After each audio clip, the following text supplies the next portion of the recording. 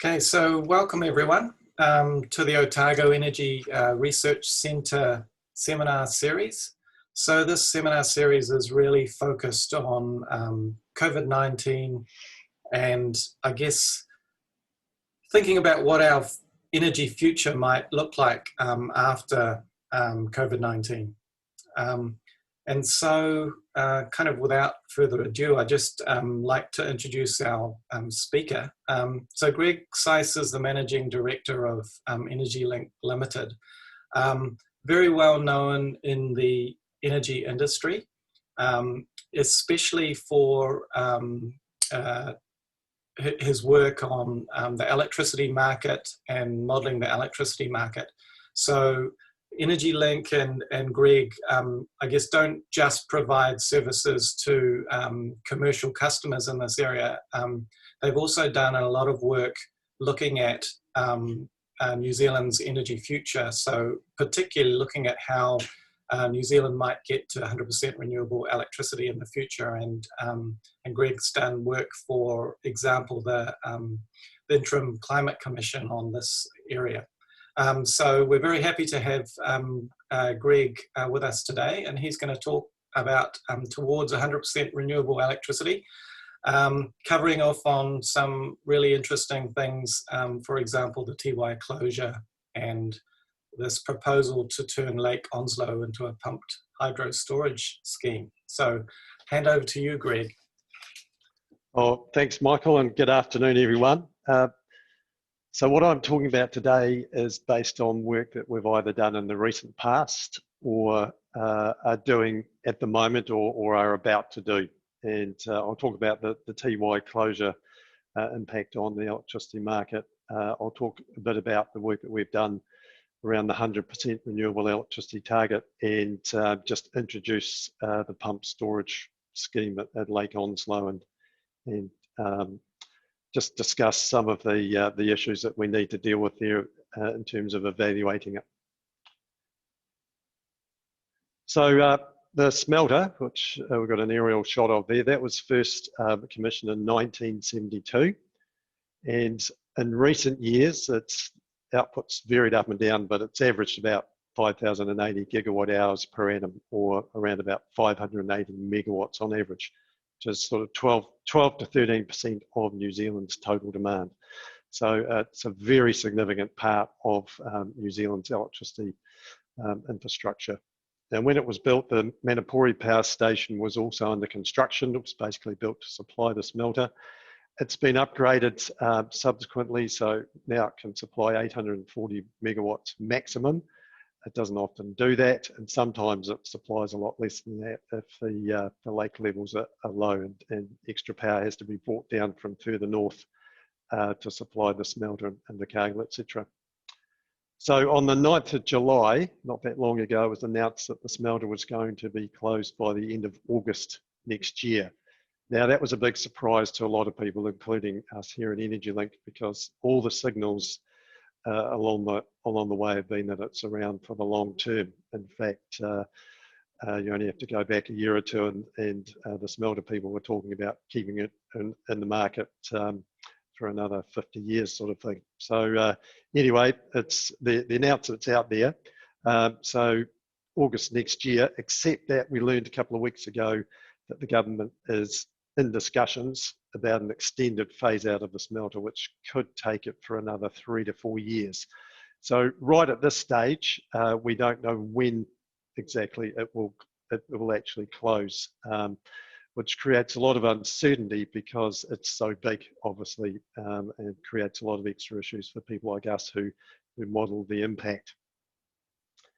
Okay, but when it does close, the industry is going to have to deal with some bottlenecks on the grid because there'll be an extra, on average, 580 megawatts of power wanting to leave the bottom of the South Island and head up towards the Roxburgh and Clyde power stations on the Clutha River. And from there, it'll need to get to Benmore, where there's a power station, but also the southern end of the hvdc high voltage direct current link, which links the South and North Islands. And there's an issue there because there is a bottleneck between Roxburgh Power Station and a place called Livingston, which is sort of at the bottom end of the Waitaki Valley out on the plains, or just in the foothill beside the plains. And the line there is a single circuit, which means it's just one set of conductors, and it needs to be upgraded by doubling up on the conductors. So Transpower is going to string another 850 kilometres of conducting cable along those existing towers, plus a few extra towers. Now that was going to be completed by the end of 2023, but Transpower's managed to bring that forward by a year, so now it's scheduled for completion by May 2022. Now, it may be that the smelter's closed by then, or it may be that the smelter's still around. We don't know at this stage, but that will allow the power to get to Benmore. Okay, so it gets to Benmore, and then it needs to get across the HVDC link, which runs up through the South Island, up through Molesworth Station, for example, and then across Cook Strait, and it terminates in the North Island at a place called Haywoods, which is in Upper Hutt. That has a nominal capacity at the moment of 1200 megawatts going in at Benmore. A bit less comes out at Haywoods, about 1110 megawatts, because the losses are quite substantial. Okay, but when you've got that much power going into the North Island, there's a big risk associated with a failure of the HVDC link, which could and has happened. So you need to provide additional reserve capacity in the North Island. So that's additional reserves or large load, which could turn off suddenly in the event of an HVDC failure. And that gets very expensive at high transfer rates. So in practice, the HVDC link really never gets over 950 megawatts going in at Benmore. So there's a gap of 250 megawatts of capacity, which effectively never gets used. And that creates our second bottleneck. There are bottlenecks in the North Island as well, but they tend to be smaller and less expensive to fix. So thinking about the HVDC link, there's a couple of different approaches here. One of them's been around for a while, and this is an upgrade by Transpower, cost about 600 million, and that would upgrade the HVDC link so that it could take 1400 megawatts in at Benmore. And that would increase the effective transfer limit from around 950, as I said before, up to 1400. So there would be a change in the configuration of the HVDC link, which would reduce the risk, ironically, reduce the risk in the North Island, and there'd be a big gain in the usable capacity of it.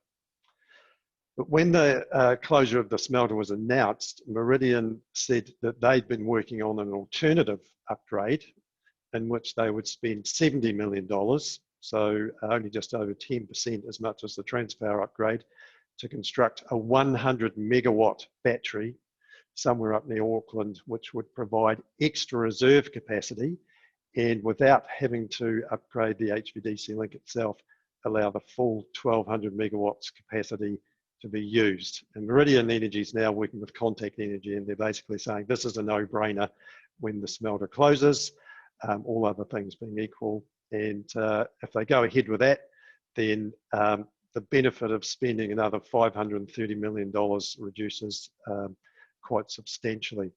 So this is quite an interesting new dynamic in the transmission area, and it may be that second, the first option of Transpower upgrading the link will never actually be required.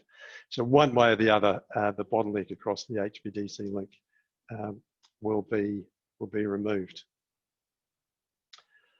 Now, a lot of people are interested in what happens to electricity prices when the smelter closes, and this is something we've modelled numerous times over the last decade. But obviously, we've done it again now. We have more certainty around when the smelter might actually close. So the modelling we've done so far assumes that it closes by August 2021, and we're looking at spot prices in the electricity market. And suffice to say that spot prices vary depending on where you are around the grid. And at the moment, the variation across the country would typically be less than 20%, and on average, it would be less than that still. But when Tiwai goes, because of the impact of losses on spot prices, that spread increases significantly, and there's also a drop in the overall price. So the chart you see here compares spot prices with Tiwai closed versus spot prices with Tiwai still in the market. And I should say here that these are averages over 89 scenarios, and each of those scenarios is based on a historical inflow year, or inflows from a historical year going back to 1931.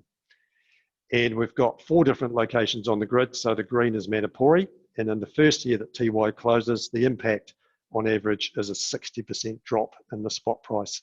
Some of that is due to that initial bottleneck I talked about before, which does get removed after a while. So there's quite a big recovery in the Manapori prices after the second year of closure. Okay, but even up in Auckland, this is at Otahuhu, there's about a 23% drop in the first year that Tiwai's gone. So that drop is significant across the country, but it gets bigger and bigger as you go further south, and it also increases the spread of prices across the grid very significantly. Now, compared to having Tiwai in the market, if you assume that other demand growth continues, in fact, the lower prices might spur additional growth, then what you see is that prices do recover in most locations, but it takes a long time. In Auckland, it'll take 5 years, and as you go further south, it takes longer and longer and longer. And in fact, by the time you get down to Manapori, unless Meridian and Contact Energy can find some really big loads to go back down at Invercargill, maybe the price will never recover back to where it would have been with Tiwai gone. So these price expectations have got a huge impact on market participants who are obviously trying to earn revenue out of the market, but also a huge opportunity for consumers who might be able to gain from or benefit from lower prices in the meantime. Right, so that's Tiwai. I'll move on now to the issue of 100% renewable electricity. And we're looking here at a chart of generation back to 1974 through to 2018. Haven't got the latest data in here yet. And it's by fuel type or energy source. So the blue is hydro, the orange is geothermal, and you can see that's grown a lot over the last decade or so. Wind farm output, the black is coal-fired generation, we still have some of that, and the red is gas-fired generation. And then the green line is the percentage of generation which is from renewable sources, and that includes geothermal, even though geothermal does have some carbon dioxide emissions associated with it. So renewable as a proportion of the overall market bottomed out through 2007 and 8, but it's been steadily increasing since then. And if you just do a simple extrapolation, sometime around about 2027, we would end up at 100% renewables. Well, that can't be that difficult, can it? Surely. And given that the Tiwai closure takes us from about 84% renewables at the moment up to around about 94% renewables, could that accelerate the 100% renewable electricity level by several years potentially? Okay, so that's a really interesting question. Now, the government has a target of 100% renewable electricity in a normal hydrological year, whatever that means. It's actually extraordinarily difficult to specify that, as it turns out. But be that as it may, there was a body called the Interim Climate Change Committee, which was a precursor to the Climate Change Commission. Climate Change Commission has responsibility for working out how we're going to get to net carbon zero by 2050. But before that was established, the Interim Climate Change Committee, or ICCC, was given the task of looking at this 100% renewable target. And they did extensive modelling, or rather they engaged ourselves and one or two other consultants to do a huge amount of modelling around this. And what they actually recommended was that rather than focusing on getting to this 100% renewable target, get to about 95% renewable on average, which would reduce emissions quite significantly from where we were when all this work was undertaken, which was sort of 18 months ago, and focus instead on electrifying transport, electric vehicles in other words, and industry, so particularly process heat. And that strategy would have, would, if it was successful, reduce the nation's emissions by millions of tonnes of carbon dioxide. Yes, electricity would remain with some residual emissions, but the emissions would be there effectively in generation, which would support the electricity market electrifying everything else. So the thermal generation would remain there to cover so-called dry years when there's not enough hydro storage to keep the lights on, and also to meet demand during winter peaks. So this is when sun's gone down, it's very cold, it's also calm, so the wind farms aren't putting much out. Solar's no use to you because there's no sunlight, and the modelling showed that by 2035, which is when this 100% renewable target is framed, by 2035, there'd be significant gaps in those peak periods. And the thermal generation would also be there for emergencies. So that's what they actually recommended. And they did that because there's a number of challenges in getting that last few percent to 100% renewable, even if it's only in a normal hydrological year. And getting there is very expensive. Now, I should say that this is all based on the current state of knowledge. And we're talking about 2035. By the time we get to 2035, our state of knowledge will have expanded enormously. And some of these challenges may not turn out to be such big challenges after all. So what we had to do was to extrapolate, for example, the cost of wind farms, the cost of solar farms, the cost of everything else, and et cetera, et cetera. But even doing that, the challenges remained. But those extrapolations could be wrong. New technology might come along, et cetera, et cetera. So the Interim Climate Change Committee didn't say completely forget the 100% renewables by 2035 target. What they effectively said was, look, don't focus on that, focus on electrifying transport and industry, and we'll see how the 100% thing goes in the meantime. Okay, but if you were trying to achieve 100% renewables in a normal hydrological year, you would have to overbuild wind farms. And in fact, the Interim Climate Change Committee went further than just the normal hydrological year. They said, well, what happens if you just go for 100% renewables full stop under all hydrological conditions? And this is where the overbuild of wind farms and solar farms really starts to become a feature, especially for wind farms.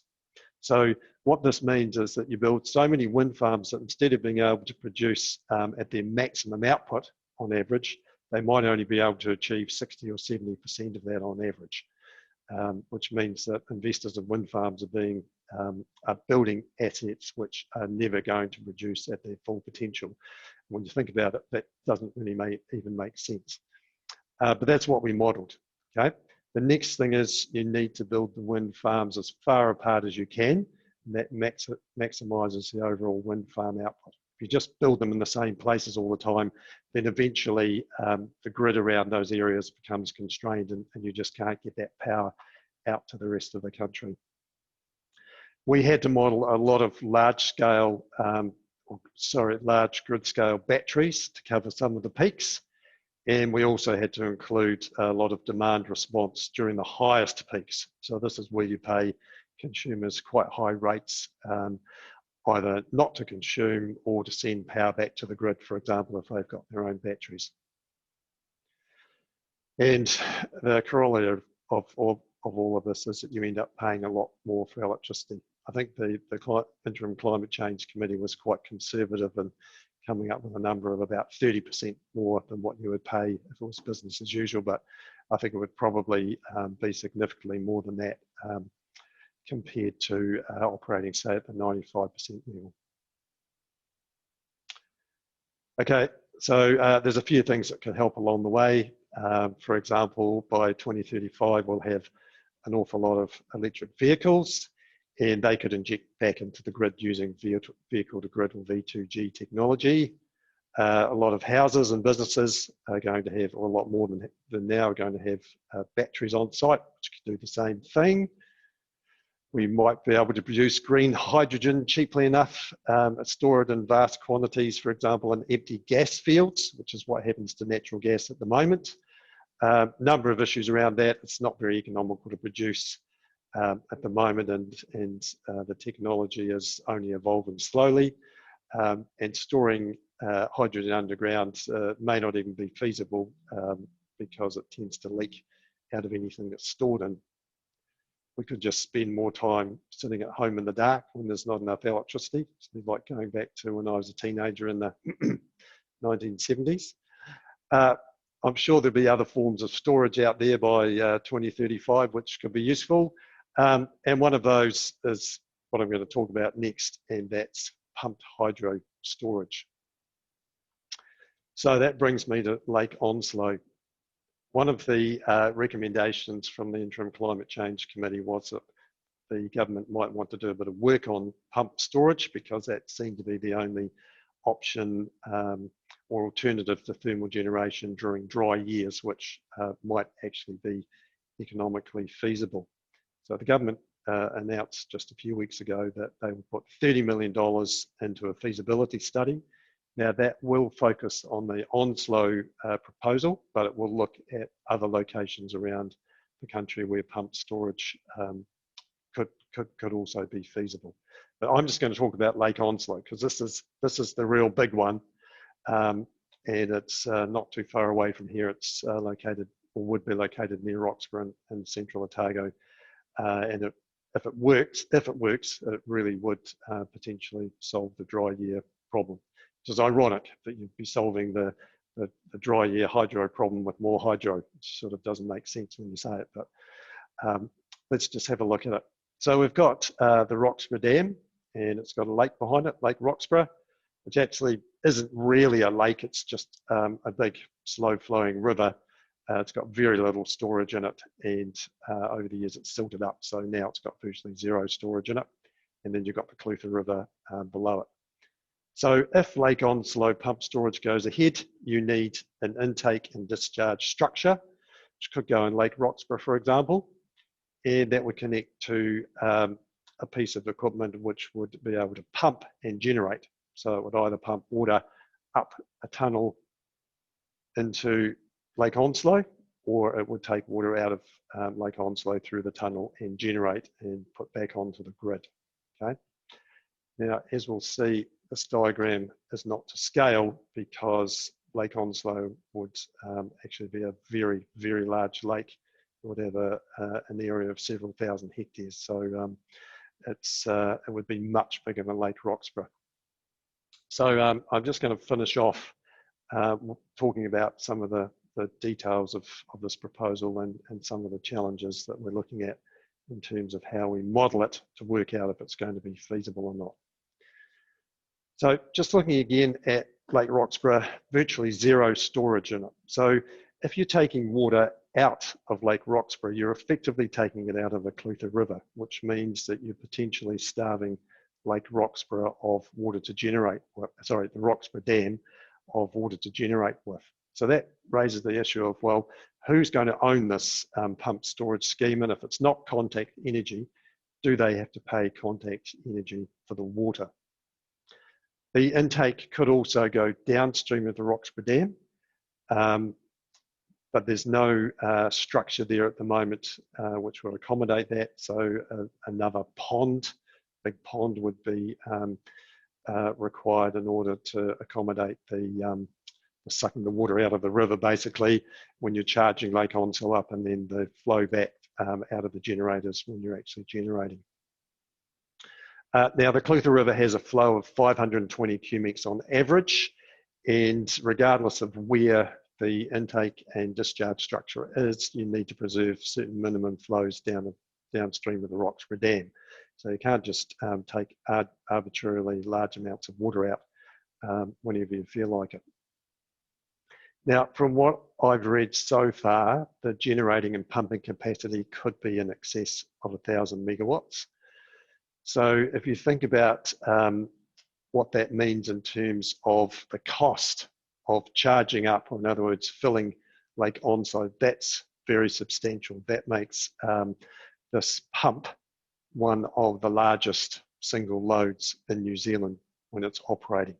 Not as big as the smelter, but as big as big industrials like, and in fact, bigger than big industrials like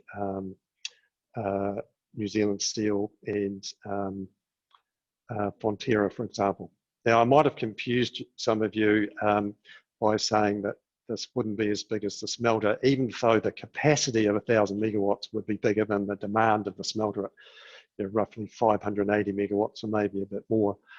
It's not going to be able to operate at anywhere near that 1,000 megawatts for long periods. So it would average a lot less than that.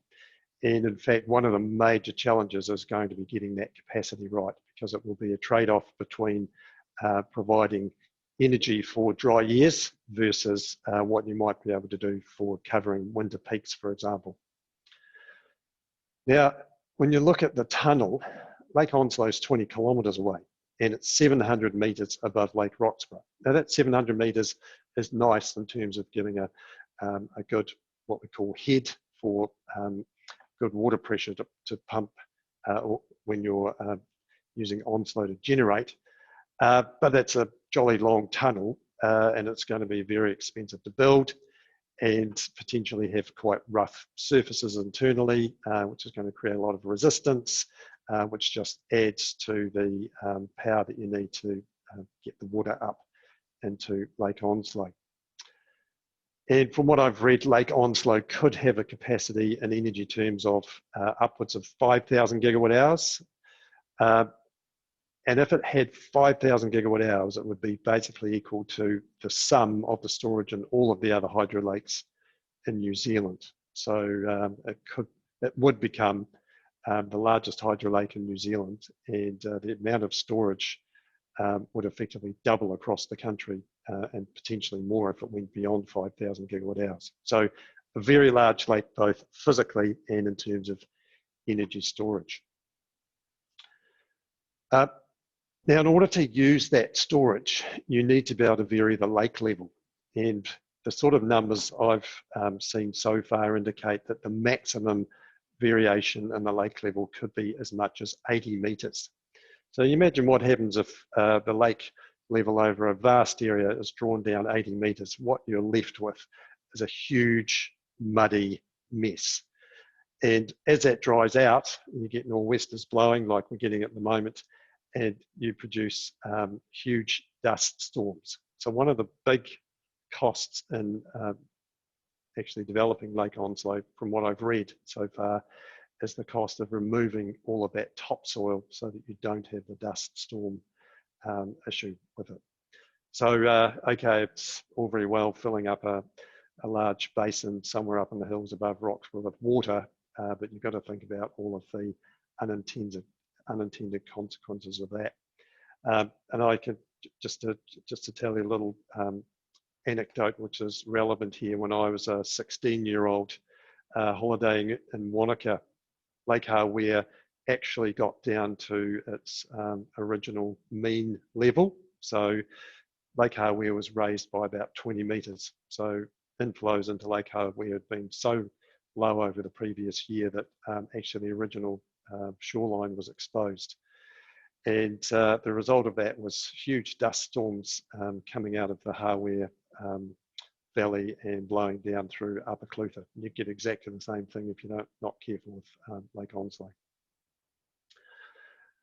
Okay, so that's the physical side of things. Now, in terms of the operation, what we're trying to model is a mode where you would charge the lake up, in other words, fill it, and you would do that when the value of water in the lake was higher if you keep that water for use in the future, and then likewise, or other way around, you would use that water to generate when it's actually has a higher value to generate now. And as we move through this process of developing and testing the model for Lake Onslow, we will be learning a lot more about how that process works. And one thing I haven't mentioned yet is that if you look at the simple physics of this scheme, it's potentially going to take several months to fill up. That's even being optimistic. So it could take over a year to fill it up. So you have to be very careful about how far you draw it down, because if you get a succession of dry years, you may find that you eventually get to the point where you've got no water left, and then it takes you a long, long time to fill it up. And finally, just to close, there's the cost of it. Now, the numbers that have been bandied around at this stage are $4 billion. Really, it's an open question, and that's what this feasibility study is about. How much is it going to cost? And given that cost, is it actually worth proceeding with? So it's going to be very interesting to see how that all pans out. This proposal's been around for over a decade, and it seems to have finally got to a point where it's worth looking at with Tiwai closing, and the government's target of 100% renewables by 2035. Well, thanks very much, and I think we're going to move on to some questions now, Michael. Is that right? Yeah, that's right. So thank you very much, Greg. Those were, really topical areas you covered there. So I'm now going to open up the floor for questions. We'll just see how it goes. If you're in quickly, you can sort of unmute yourself and ask a question straight away. Otherwise, I'll click you if you put your hand up with the reactions.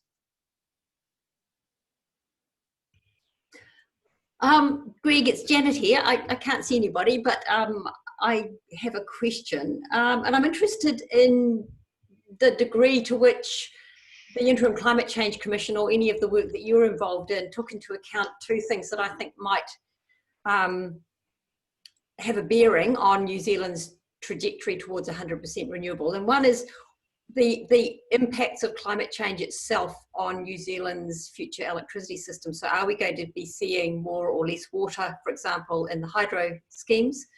So whether that was taken into account. And the other is, as you know, I'm very interested in the demand side, and we have done a little bit of work looking at the potential for improving efficiencies and improving ultimately things like insulation of houses, which are currently driving those winter peaks and the daily peaks. So if we put more effort into reducing the peaks themselves by more efficient use of electricity on the demand side, that could have serious implications for getting towards 100% renewable electricity. So to what extent are you aware of any work done on that side of things in the work the Interim Climate Change Committee was doing? Gee, that was two questions. Oh, look, I've forgotten what your first one was. Oh, so, the first one was about the impact of climate change itself. Oh, that's right. Okay. Yep. Okay, so that was considered, and we look at that as well. You can look online and find various presentations done by people at Meridian, for example, and they talk about modelling done by NIWA, which shows that water will change by whatever over time. So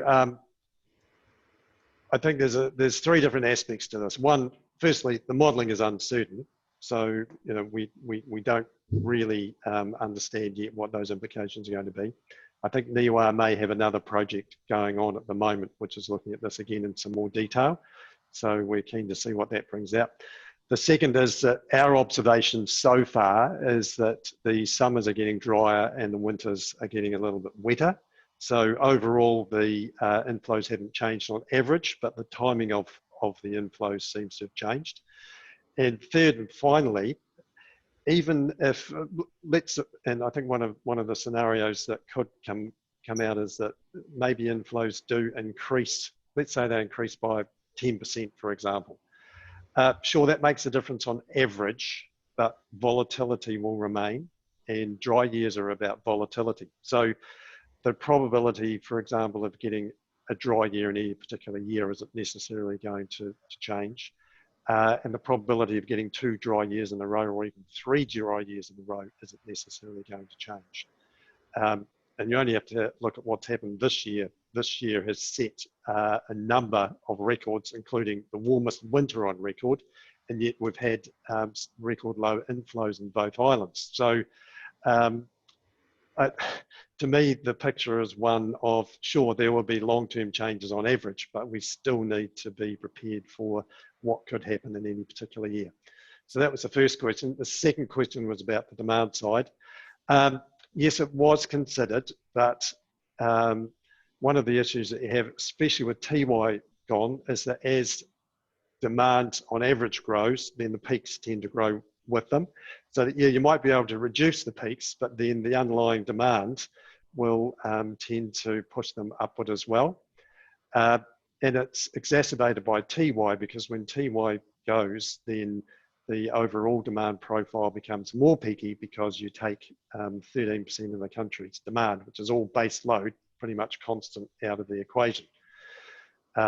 So I'm not saying that work at the demand side isn't useful, and in fact, one of the things we saw with the ICCC modelling was that you just have to have demand response.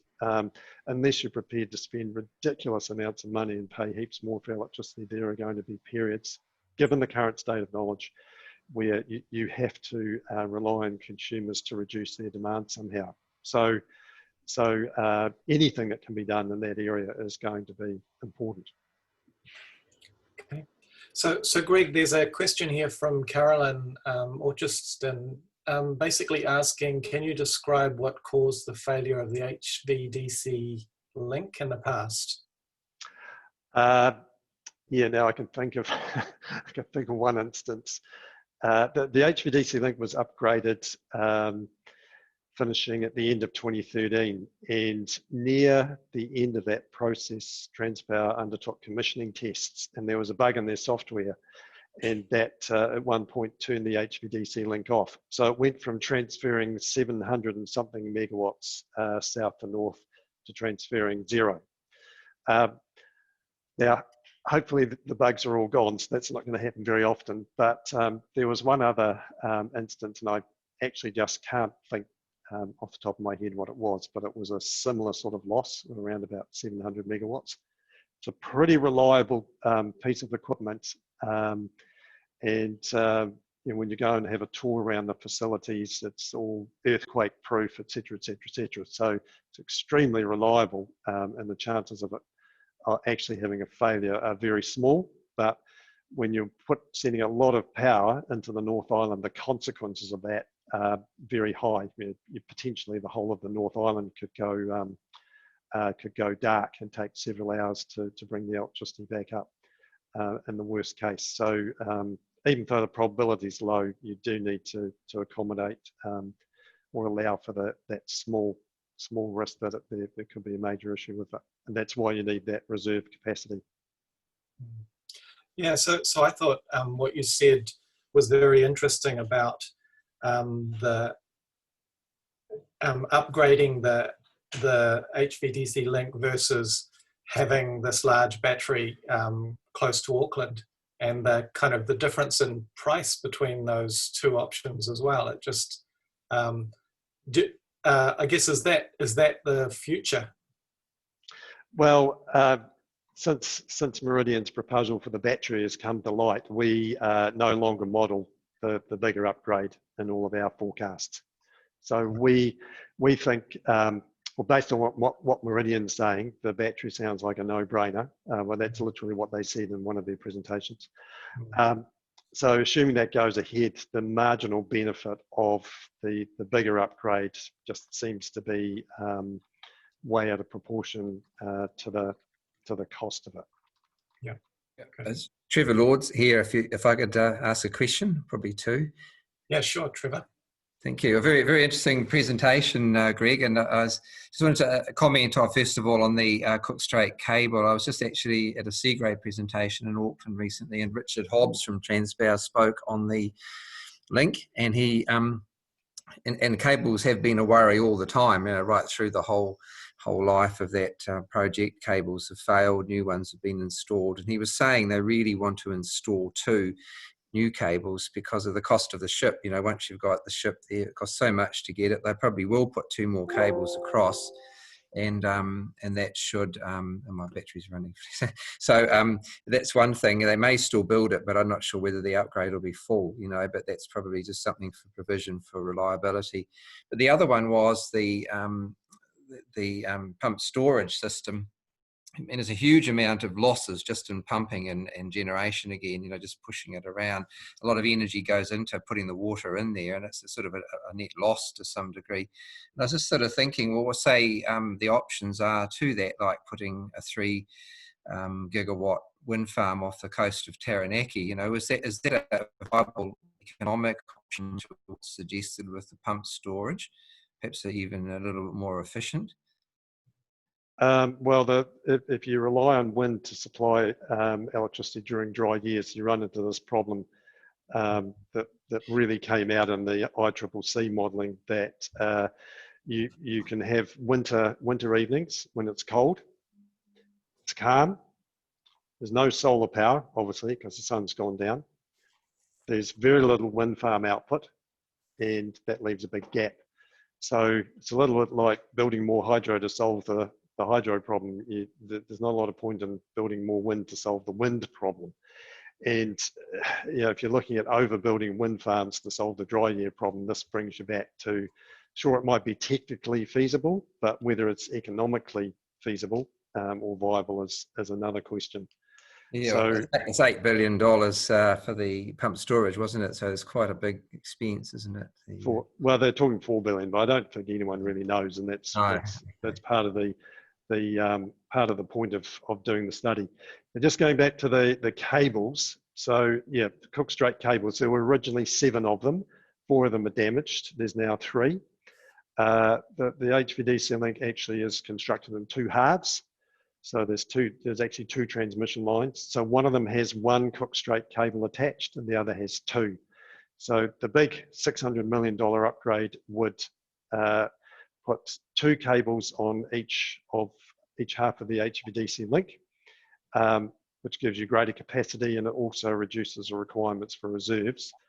And it would provide 1 spare. Now, it's interesting that you went to a talk where they said they were concerned about the reliability, because I've been concerned about the reliability in the past, and I've asked the question and I've been told, no, it's not a problem. So, yeah, it's still $600 million to replace cables that may or may not be an issue. So, who knows? I don't know if that goes ahead or not.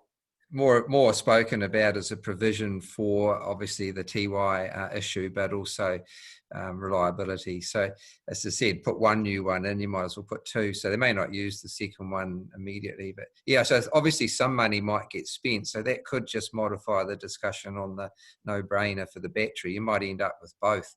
But they're coming from different sorts of pockets, and one's a reliability and future provision of the service per se, and the other one, I guess, is an innovative idea to top things up in North Island. So it's never easy, is it, Greg? You've got a lot of balances here. And yeah, well, anything that Transpower does over a certain minimum investment spend has to be approved by the Commerce Commission. So obviously, you have to be convinced that increase in reliability from having another couple of cables would actually do justify the cost.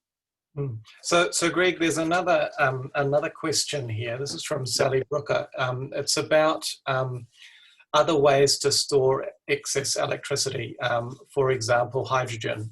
Is that something that you've looked at all yourself in any of your modelling?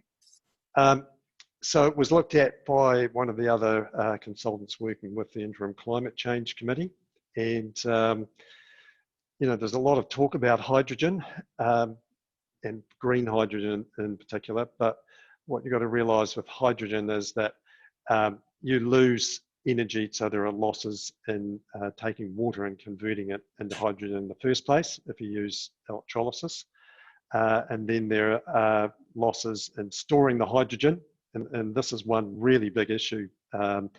At the moment, there's a lot of gas stored in the Aurora gas field, which sort of emptied out and now that gas can be pumped into Aurora and pumped back out again. So that's very useful for managing the peakiness or the increasing peakiness of the gas supply profile.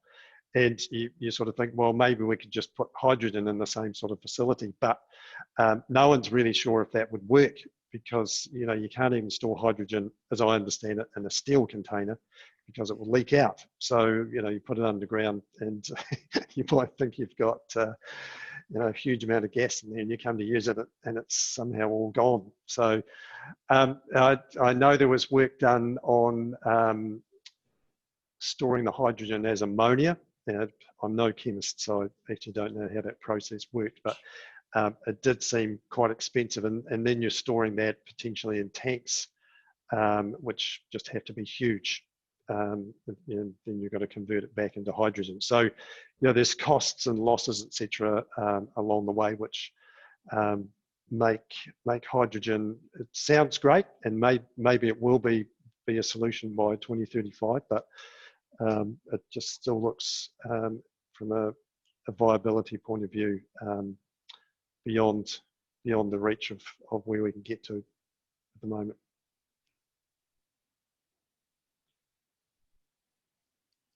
Okay, so I've got a question from Sean. He's just asking about the projected decrease in spot prices. Can you read that? It's a long question. Sorry, I should be in chat, should I? Yeah. Well, I just asked the question. Yeah, maybe easier. I guess, given the projected decrease in spot prices, I was just wondering if you could comment on who do you see making investments in the new infrastructure and generation required to get us to 100% renewable? What is the balance between market response versus government, and how is that going to be negotiated, or might it be negotiated? Yeah, so when we modelled those prices, we assumed that the low prices would create additional demand for electricity, particularly in the South Island. So I think over the first sort of 7 or 8 years, there was an extra 1,200 gigawatt hours of demand in the South Island alone. And that would come from potentially a range of different industry sectors who look at the prices that they can extract from retailers who are looking for customers to hedge their generation risks. So I'm thinking of people like Meridian here in particular. They might think it was very attractive to locate in the South Island. So the sort of people that have been talked about are hydrogen, obviously. Data centres are another one. I've been approached by a couple of people over the years looking at building big data centres here. Nothing's ever come to fruition. And they've gone away to Norway or Canada somewhere to get cheaper electricity prices, but maybe something would happen now. Some of these data centres are very large, like we're talking 100 megawatts plus. And who knows what other industry might be prepared to, for example, convert from production of heat using coal to electricity. There's a couple of dairy factories, new ones recently. I'm thinking of Sise and Open Country Dairy, which are putting in electrode boilers. Fonterra have come out and said that they don't think the economics are great for converting to electricity, and they would rather convert away from coal, for example, to biomass, wood waste, in other words, or wood pellets. But you can't rule out other users of coal, etc., wanting to make investments in converting away from fossil fuels to electricity. In the longer term, as prices recover, then the companies that would have been making investments in new generation sooner than we're currently projecting with Tiwai gone will come back to the market and look at building some of those projects, which will effectively go on hold now.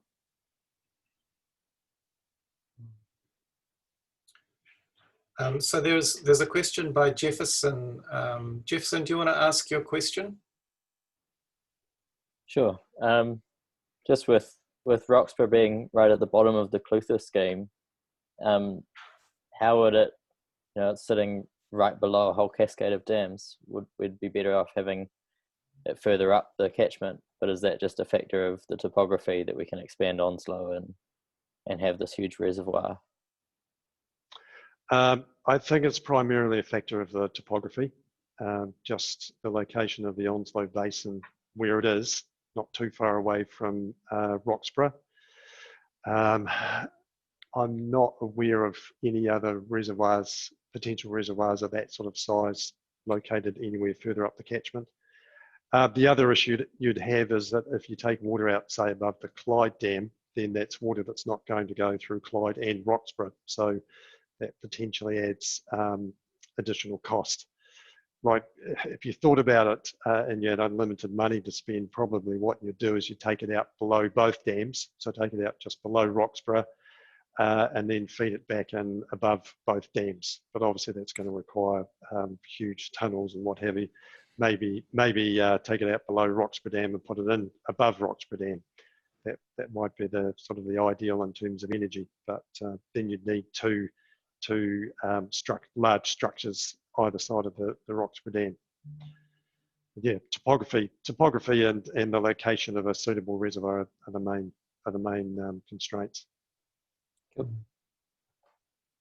So Greg, I just had I guess the Aurora have come out with I guess their new plan for upgrading their lines, and it looks like lines charges are going to go up. Would that be offset by some of the lowering in electricity prices that you were talking about with Tiwai closing, at least for the the bottom of the South Island? I think that's a question that you've got to put to electricity retailers and how much they're going to pass on or not. Right. But just as a general comment, if you think about the market dynamics, okay, you've suddenly got a huge customer disappear, and they are currently hedged or contracted with Meridian. Now, Meridian and all of the other market participants are quite conservative, and they all have generation, and they like to have customers and hedge contracts to manage the risks around their generation revenue. Now, the ideal is to operate what we call a balanced book, where your average generation and your average customers and the hedges are about the same. So when Meridian loses Tiwai, they are going to be looking for something to fill the gap, and that could come from new load. But if they can't find enough new load, new demand, particularly in the South Island, then they'll have to find it by taking it away from other market participants. So you have the potential for a price war. And if that happens, then that will be most advantageous to large consumers who tend to contract on fixed terms and get non-standard pricing.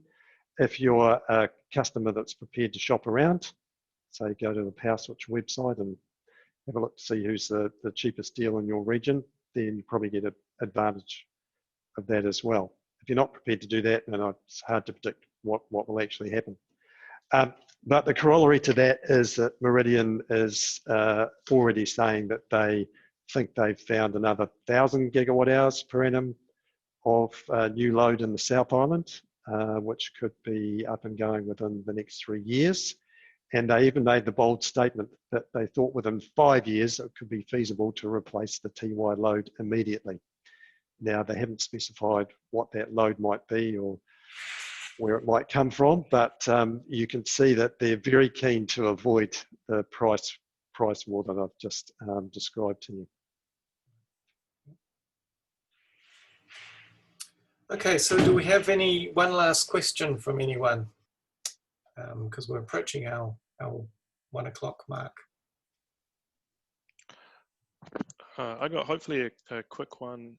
I guess just going back to Michael's comment about the Auckland battery being so much cheaper than, for example, the Oslo scheme. Do you have like a back of the envelope kind of calculation, like comparing the sort of cost per megawatt or per megawatt hour of the two different options of batteries in the North Island compared with Oslo and upgrading the HVDC? Yeah, that's a good question. I haven't. It's a short answer. I haven't done the sums on the net present value and what the per unit cost would be, taking into account the capital expenditure, the additional capacity freed up, the capacity that would actually be used, because it's not a matter of just having capacity, it's what you'd actually use, and operating and capital and other costs. But I suspect there would be a big difference between them. One interesting aspect of this is who would bear that cost.